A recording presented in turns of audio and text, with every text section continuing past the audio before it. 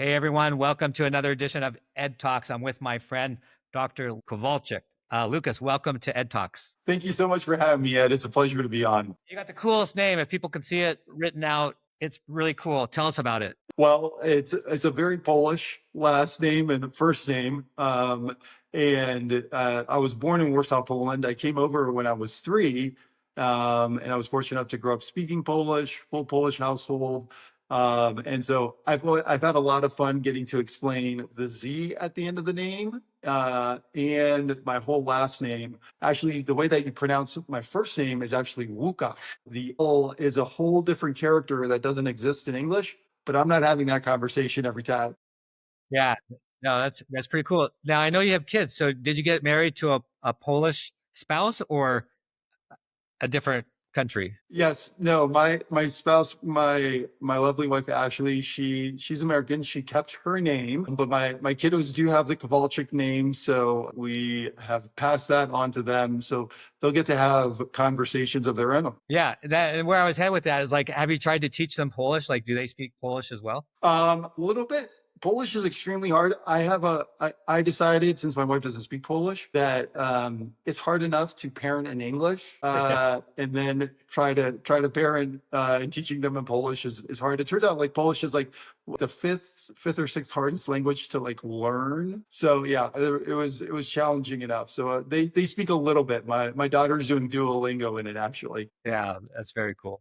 Tell us about what you're doing these days. So I know you're a physician. Tell us about sort of what you're doing today. Oh yeah, I have this passion about always been passionate. Well, I've been afflicted with chronic dissatisfaction, and always wanting to see how healthcare can run more efficiently for patients, for physicians, for just the system in general. And so I've been a gastroenterologist for in full practice for 15 years now here in Colorado Springs. And I really got passionate about building systems of seeing, like, kind of from this philosophy that my clinical decisions are not endpoints, but they're really starting points for an entire operational process. And that I saw that even though I knew that of how to make the right clinical decision, that didn't mean that the right clinical decision actually happened, like, for instance, ordering a colonoscopy. And so I got very passionate about operations. I got very passionate about the merger of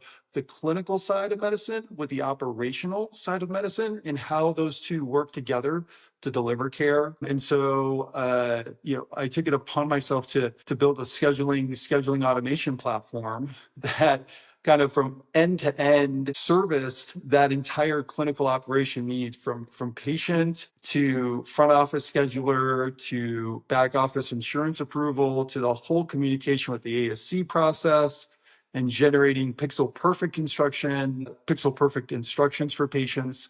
And I was fortunate enough to be able to get that into production. And then in 2021, I built it in 2019, sold it in 2021, just because of the demand for COVID and digital patient engagement solutions. And I was able then to continue to build off of that, work with the acquiring company up until I was able to successfully exit my practice, our GI practice that we sold. And that happened this past April, where I left full-time clinical practice to continue kind of this passion of mine of being able to build systems of care using digital technology. I was fortunate enough, institution very well know, the Mayo Clinic. I was fortunate enough to go through their inaugural Mayo Clinic AI Accelerator program. And so I learned a lot about AI in production before it was like really cool, before ChatGPT came out in early 2022. And so I was able to get hands-on experience about like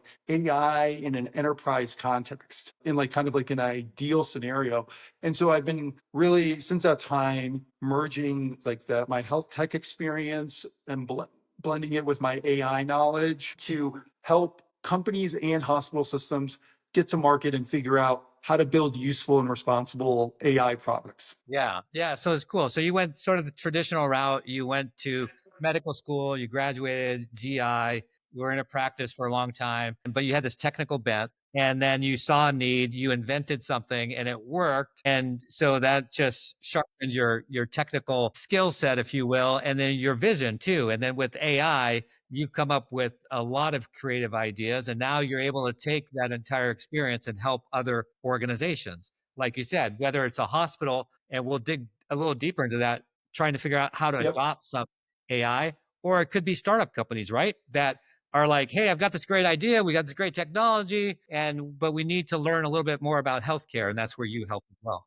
Yeah, that's exactly right. Because I think it's on both sides of the equation that there are complementary skill sets that I can help with on both sides there, understanding how both sides work and really figuring out like where is the value created? How do you create value in these products? I think is really essential. Yeah. So, what would be one of the cool things you see either now with AI or maybe coming in the next couple of years with AI? What gets you sort of excited about this new world of technology? And then, like I said, we'll talk a little bit about hospitals and also about a Yeah. startup. So there's obviously the potential, right? There's the potential down the road, right, of really enhancing every stakeholder across the process with AI. I think that's what gets me excited for the future of AI, about enhancing clinicians and the certainty of the decisions that they're making by having, AI assistants that can reinforce decisions, possibly double check decisions,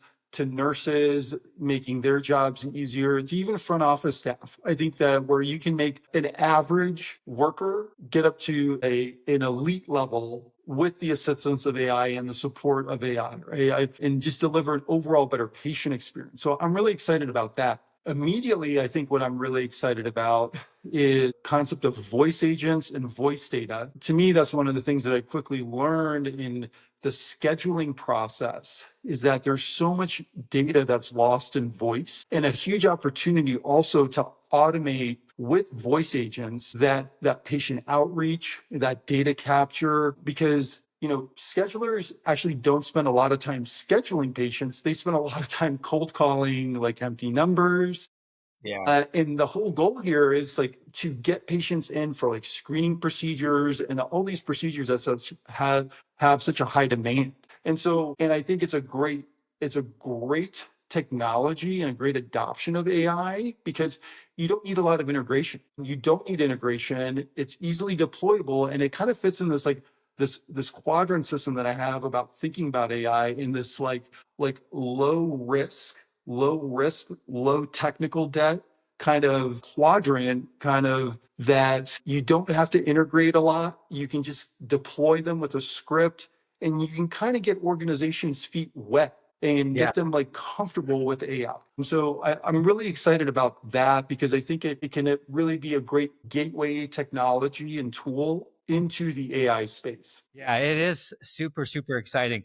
What is one just general piece of advice you'd give a startup? I know we don't have time to get into specifics on a particular startup, but Yeah. in general, what do you see, and what would be one common piece of advice you would give? I think it's just broadly across like any piece of technology is start with the people and the process first. Yeah. Later in the technology to enable that first, because the real complexity and the real value is going to be number one, do you understand the problems that the people are facing? And do you then understand how the different stakeholders, those different people, connect across an entire clinical and operational process? Because linking them together and solving those problems across that chain, that's where value is created. That's where you create value both clinically, but also from a business standpoint. You unlock value, and this as a CIO. That's really where you start generating real value. Yeah. And speaking of CIOs, what would be the similar sort of advice, but not for a startup this time, but for, let's say you're talking to a member of the C-suite and they're not sure. They hear AI, the board talks about AI, some of their people talk about AI, but they don't know. What would you say? What's one piece of advice? Yeah. So I think the core piece is a catchphrase that I have is, without your why, there's no AI, right? Yeah. It really start with understanding what are your strategic priorities? What are your strategic priorities? And then how can AI enhance that? right? Don't just go running and chasing after the latest and like greatest tool, but have an idea of what strategically you want to accomplish as an organization. Um, and then when you go to pursue that, have an experimentation mindset. Be able to take low risk bets that allow you to experiment safely with the technology in order to get comfortable with it. Yeah. That's sage advice right there. And I love that. Without your why, there is no AI. I like it. You can probably make a rap song to that as well. Lucas, how does someone get a hold of you? How do we get a hold of you? So you can, yeah, you can just easily get a hold of me. It's my first name, Lucas, at Soothian, SOOTIEN.com. And that's my health tech advisory, Soothian Health Tech Advisory. The root word is sooth for truth, trying to get to that point of truth, to that point of knowledge, like a soothsayer. That's what we're really trying to drive towards, is getting to that place of clarity and truth of what your key mission and strategic objectives are, and how do you use technology to bring that together. Yeah, I love that. Lucas, you're a good person, a great clinician and great inventor and advisor. That's why I wanted to have you on Ed Talks for you to share a little bit about your wisdom. And we'll put all that information in the show notes in case someone didn't quite grab it, including your website. So thank you for being a guest on Ed Talks. It's a pleasure. Thank you so much. I really enjoyed this. Thanks for all the work that you're doing and the positivity that you're bringing into this space on a both professional and personal level. It's really well received and appreciated.